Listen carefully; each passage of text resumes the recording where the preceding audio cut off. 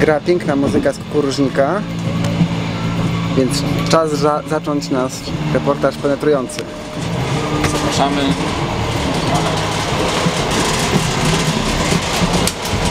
Tutaj mamy w przedsionku pojemnik na śmieci. Śmieci oczywiście są sortowane. Po lewej te związane, po prawej te niezwiązane. W razie pożaru gaśnicę i wchodzimy do toalety. W każdej podróży bardzo ważna jest higiena.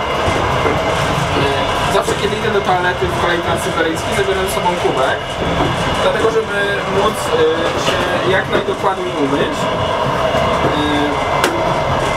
Z pozoru może się wydawać, że w tym miejscu nie można umyć niczego poza dłońmi, a także oddać się procesowi mikcji tudzież defekacji, ale następnie wcisnąć przycisk.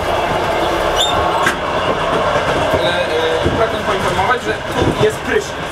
Świadczy o tym droga odpływu i także ta antygrzywiczna specjalna wycieraczka, na której możemy stać nago. Przed myciem się musimy zawsze nabrać wody, co jest bardzo łatwe, bo kiedy już odkręcimy kurki, to woda nie leci.